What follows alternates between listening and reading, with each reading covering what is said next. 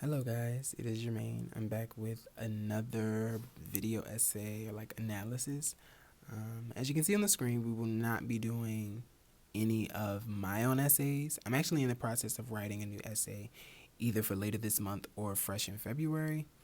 But either way, I'm writing on a new article. It's called Alchemize, and alchemize means to transform or transmute into something else, I think. It's currently 1:17 p.m. Friday, January the 23rd. I had two ways we will be getting into, as you can tell, Mr. James Baldwin. I have always wanted to take a deep dive into like books like by really influential people. So Toni Morrison, James Baldwin are the first two that come to my mind. I feel like those two people come to anyone's mind when you think of writers, authors, essayists, if that's a word, who have a really big influence on people who are writers or people who do like to read deep stuff. Um, and so this is definitely different from the first three books that I've read this year. 107 Days by Kamala Harris, low key, was the perfect read to read before I got into this because it talks a lot about race and like black people's relationship with America and with white people. And I haven't finished all of the stories. I actually just got into Nobody Knows My Name. I haven't gotten into I finished The Fire Next Time. I haven't gotten into Nobody Knows My Name, though. I'm just getting into, is what I meant to say. Sorry. I'm a little tired. But I kind of just wanted to flip through the first story, like the introduction, and then just some pages and some things that stuck out to me, and kind of have a conversation relating to those things that stuck out to me. So starting with the introduction, one thing that stuck out to me immediately was this, and I'm quoting it exactly, and then I'll get into like what I wrote or what I think. So James Baldwin wrote, "The question of who I was had at last become a personal question, and the answer was to be found in me." And so my note that I put on the page was, "It's all in you, not tied to anything or anyone external." So oftentimes we tend to tie our worth, like we make our worth something external. So it's the amount of work that you've done this week. For me, a lot of times, like if I'm not being creative enough, I feel like I'm just like a piece of shit that week. Like if I haven't written an article in a while, or I haven't even attempted to, you know, write in a while, and I know it's like a new month coming up, like I tend to feel like shit low key if I haven't written a song in a while. And that's not even the problem. If I haven't written a good song in a while, I tend to kind of feel like shit. If I haven't, mainly those two things, because those are the things that I love to do. I love to write, and I love to write music. Music is like my passion, writing, fashion, and stuff like that, photography. But mainly it's writing and music for me. So if I haven't done those two things creatively in a while, it kind of makes me feel like, damn, what am I even doing?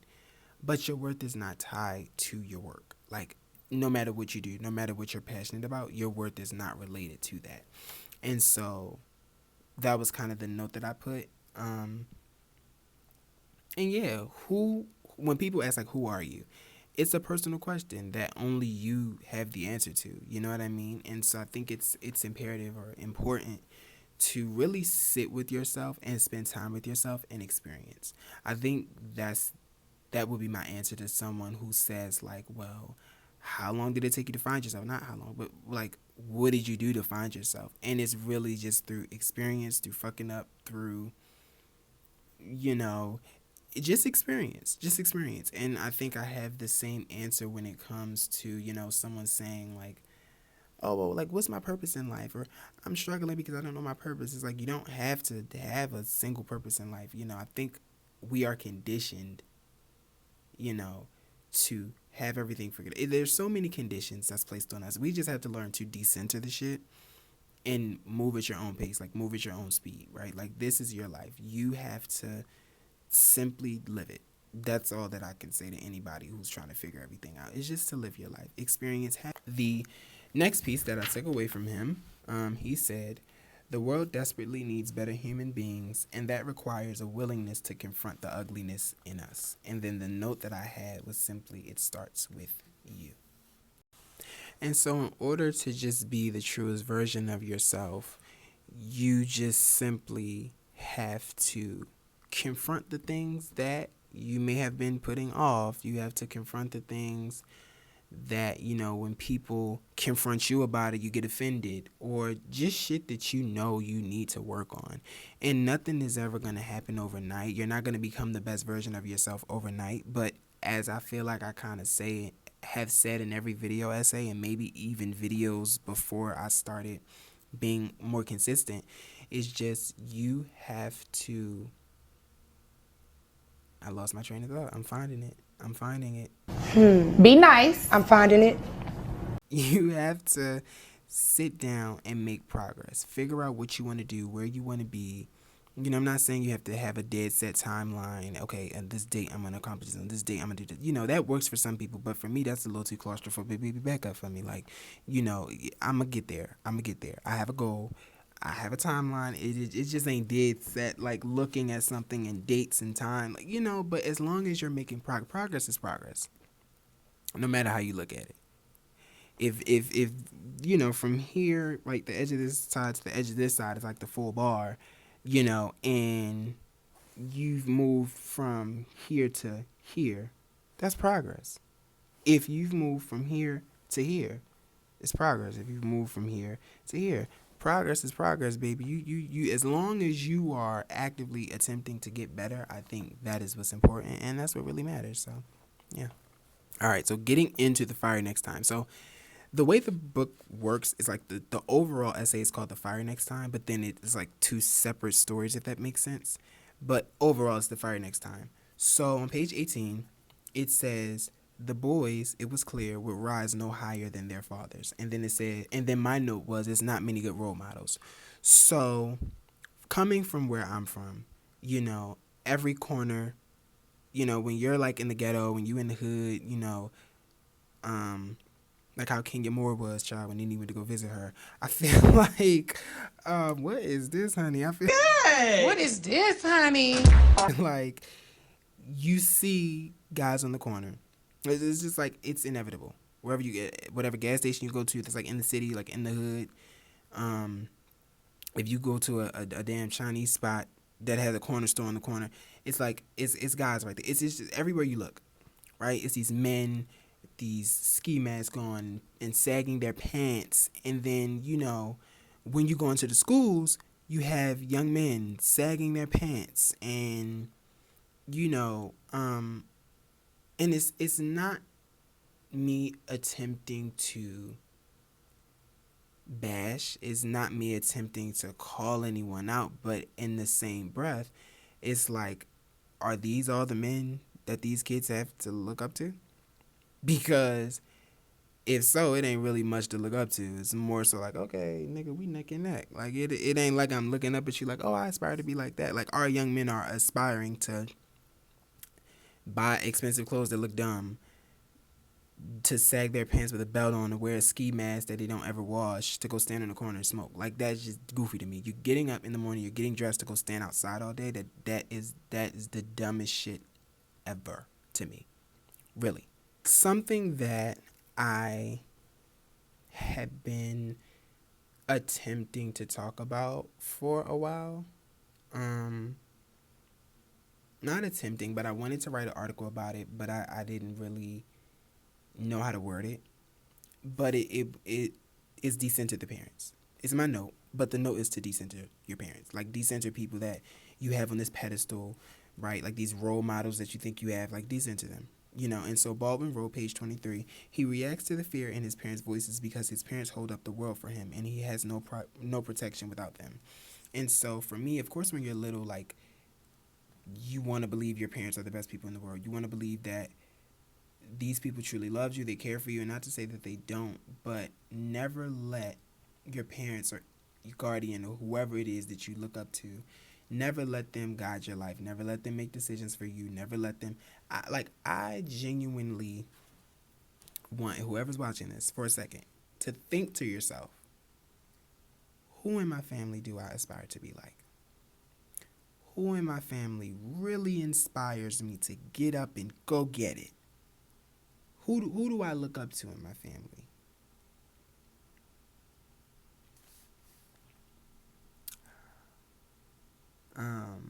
The next thing that I highlighted is right under that on the same page. But it says to defend oneself against the fear is simply to ensure that one will one day be conquered by it. So basically, that just to me is like you have to face your fears, not run from them. Not try to run from yourself. A lot of people try to. I tried to drink it away. Doom, doom, doom. I tried to put one in the air. Yeah, no. Everywhere you go, you're there with you. And that is as simple as it's said. Like, wherever you go, you're going to be right there with yourself. No, you can travel to Japan to do the race cars, child. You're going to be right there with you. You know, you can be out with your friends all day. As soon as you get back to your room, you're there with yourself. Like, you literally have to confront the shit that you attempt to run from or the things that you think are so hard to face. Like, it's all up to you to conquer it, really. So, really simple. Yeah. Something that I think would be also another conversation for another day is this. So it's on page 24. And Baldwin said, and surrendered to a spiritual seduction long before I came to any carnal knowledge. So I said, my note was, we are forced into this quote-unquote spiritual seduction long before we're able to form a solid opinion on it. And so what I mean by this is not like this is not a shot at Christians. This is not a shot at like a religion. This is not a shot at anybody. But growing up, we are supposed to believe that there is this man who sits up on a cloud with sandals and a robe on and a bust down that's judging everything that we do. And, you know, we need to live our lives like perfect people so we can go to heaven. Everybody's goal is to get into heaven, right? People don't want to be good people because they want to be good people. They're good people because they want to get in heaven, right? They're going to church, filling the churches every Sunday, catching the Holy Ghost honey, drinking that grape juice with a little bread, and then that's it. The praise stops right there. Like, as soon as they leave out the door, the praise stops. When they walk in the door is when the praise starts. When they leave is when it stops. And after that, they go out, do whatever they want, and then they back in the house on Sunday.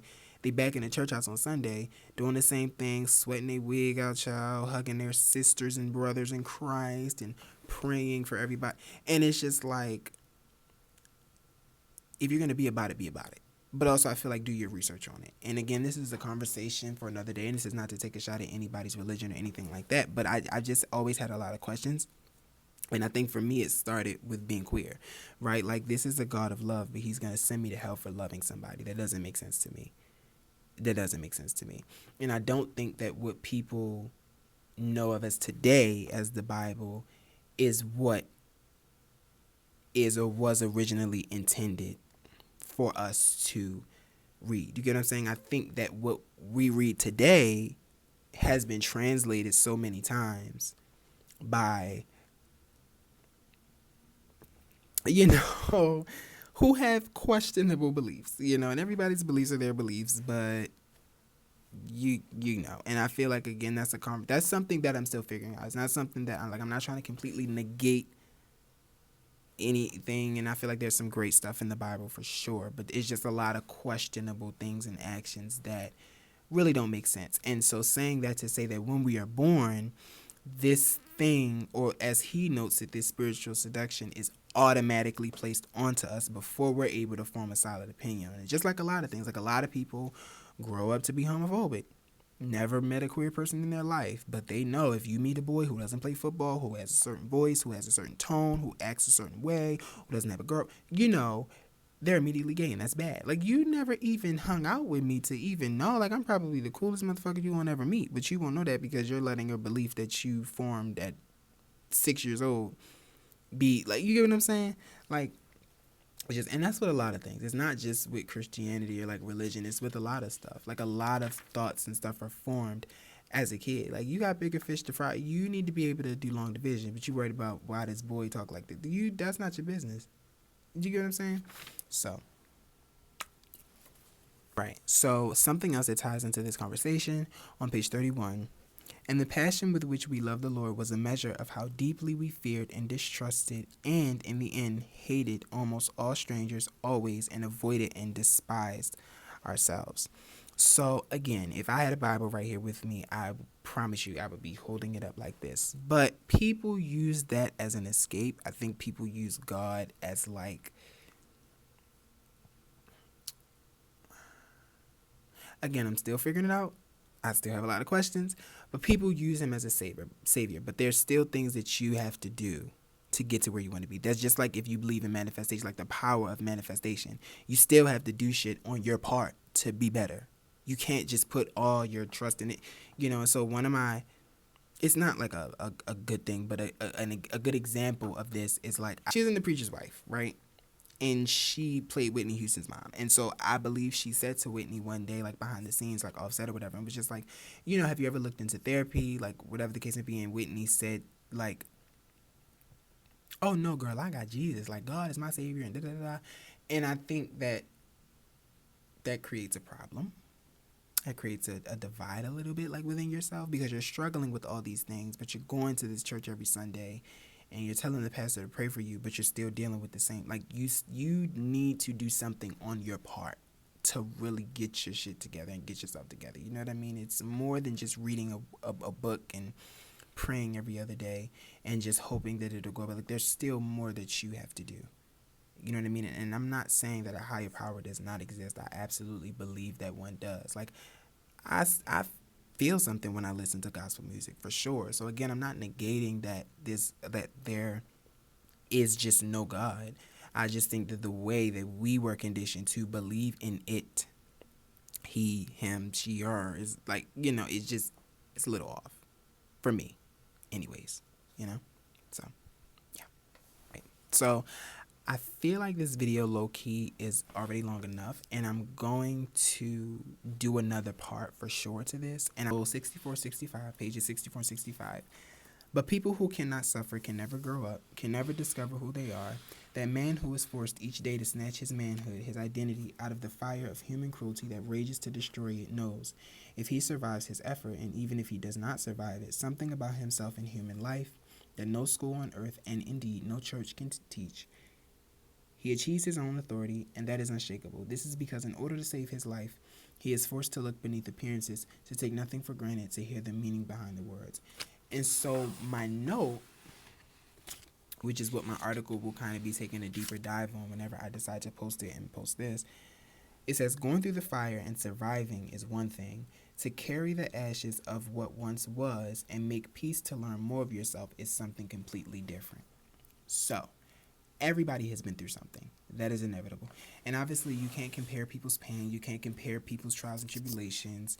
You know what I mean? I could sit down with someone who also lost their dad, who also had to go through the experience of growing up queer and black in a black household and having to deal with that in school, at home, and on top of that. You know what I mean? And I could sit and we could kiki and ha-ha and trauma bond, but we still don't know each other's pain. Like, and to kind of piggyback off of that before I get back into this, I hate when people say, like, if I express to somebody something that I'm going through and you say to me, oh, well, somebody has it worse. There's people out here who don't have it. You're done. I'm never talking to you again. Do I look like I give a shit? And that sounds insensitive, and I really am a caring person. If you guys cannot tell through these videos, I'm a very caring person. Like, I would do anything for anybody, right? But my pain is not comparable to someone else's. My trials and tribulations aren't comparable to somebody else's. It's supposed to make me feel better that somebody has it worse. That fucking sucks. Like, I wish it was more that I could do for you, but bitch, I gotta save myself. You know what I mean? Like, so I kind of hate when people make that, like, oh, but people have it worse. That, okay, you're allowed to feel what you want to feel without downplaying it or, yeah. Hopefully that made sense. But basically what I meant by my note was alchemize the pain and become something greater is basically what that meant to me. Because again, everybody goes through something. You can sit around and talk about your pain all day. You can wear your pain on your shoulders. Okay, like, what are you going to do about it? Now what? Where do you go from here? You get what I'm saying? Like, you can sit around and boo-hoo all day, but it's just like being able to confront your fears, to confront your pain, and really sit with it is something that is powerful, and it really makes you that much more of a powerful person. Do you get what I'm saying? Like, hopefully it doesn't sound like I'm talking in circles, because even when I was taking notes at times, I kind of felt like I was talking in circles a little bit. But, yeah, I just think it's important to just alchemize that shit and turn it into something greater. Like, don't let your motivation be something like want to do something because you want to do it. Don't, want to do it because you got to show these bitches that you can shit on them. It doesn't even matter. Like, we're too old for that. You watched it this far. If you made it all the way to the end, like even if you just skipped to the end, thank you. Thank you for watching. Thank you to the 35 subscribers I have. I love y'all. Shout out to the 1 to 3 people who like my videos. Like, shout out. And I love you, and I thank you guys so much. And I'm really excited to see like this time next year where I'll be, or even later this year, like by my birthday. I want to see where I'll be. Like, as long as I just stay consistent, I also do want to get a camera as well, or like it was on TikTok Shop. Shit. It's just one of them little like handheld cameras or whatever, just so I can start doing like my day to day and kind of what I do. Like, start doing stuff like that. So yeah, but again, thank you so much to everybody who clicked, everybody who watched. Thank you. Bye bye.